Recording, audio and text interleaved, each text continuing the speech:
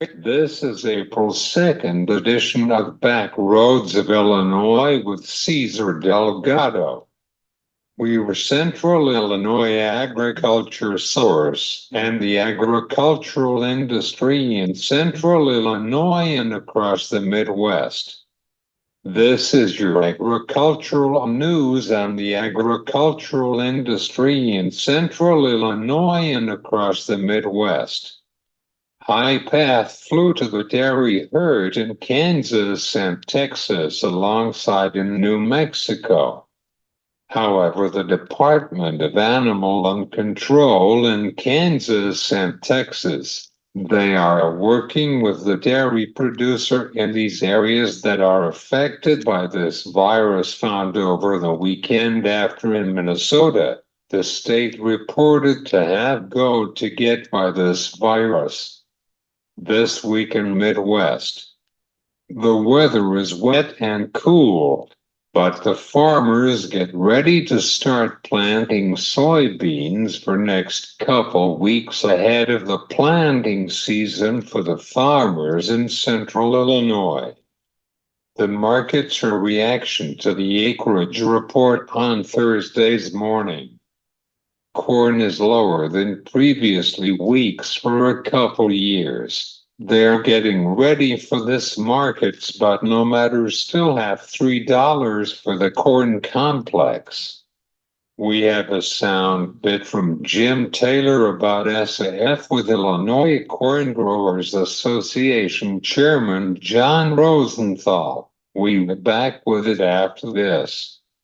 And I got the crop progress from Mark Schlusener.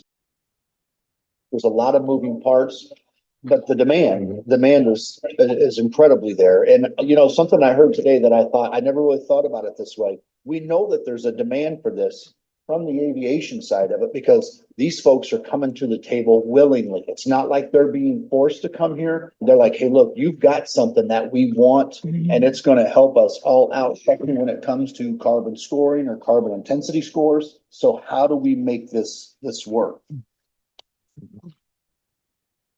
SAF get a lot of attention to the governor of Illinois. Illinois Corn Growers Association Chairman John Rosenthal visited with the state capitol about SAF in Illinois.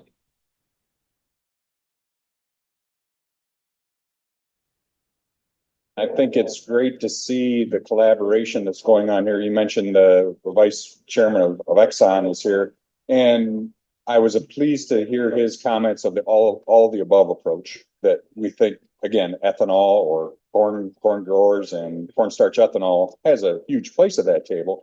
But again, it's a really, really big pie, and that there's any number of different avenues to produce SAF. We think that ethanol to jet has a really big place in that. But again, heaven forbid we would have to provide it all because, quite frankly, we can't.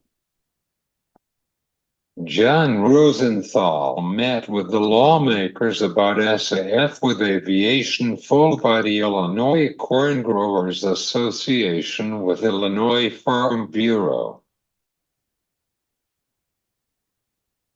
This audio by Jim Taylor from RFD Radio for Illinois Farm Bureau in Bloomington. This is Mark Schlusener, state statistician for Illinois with the USDA's National Agricultural Statistics Service. I am reporting on crop progress and conditions for the week ending Sunday, March 31. Warm weather covered Illinois last week, and rainfall data was mixed across the Prairie State. Temperatures averaged 48.8 degrees, and that was 2.7 degrees above normal. Precipitation averaged just over 1 inch across the state, and that was 1/10 of an inch above normal for this time of year. Northern areas were generally wetter than average, and southern parts of Illinois were generally drier. There was an average of 3.7 days suitable for fieldwork around the state last week, and topsoil moisture was rated 5% very short, 33 short, 52 adequate, and 10% surplus. The Illinois wheat crop was rated 11% very poor to poor, 25 fair, and 64% good to excellent. That is worse than 1 week ago, but better than 1 year ago. Both corn and soybeans were 1% planted as of Sunday. And lastly, soil temperatures range from the low 40s in northern Illinois to the upper 50s in southern Illinois. I would like to thank all the people that responded to the crop progress and condition report this week.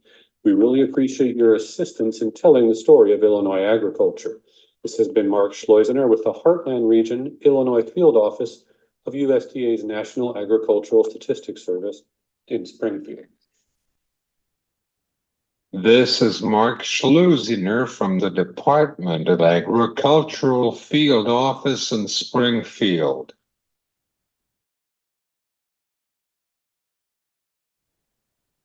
Welcome back to Back Roads of Illinois. We were watching the EPA rejected from the cleaning air by ethanol. Jeff Cooper from Renewable Fuel Association in St. Louis, Missouri. Jeff Cooper said, I quote, "We were going to be sued to the EPA because ethanol is important to our farmers and ethanol industry. We will see on that. Otherwise, Baltimore Bridge collapsed, bring chaos to the shipping cost of $1 million in Maryland and the East Coast." Well, folks, there's our show for today on Back Roads of Illinois. See you tomorrow for Back Roads of Illinois. I'm Cesar Delgado. Have a great day.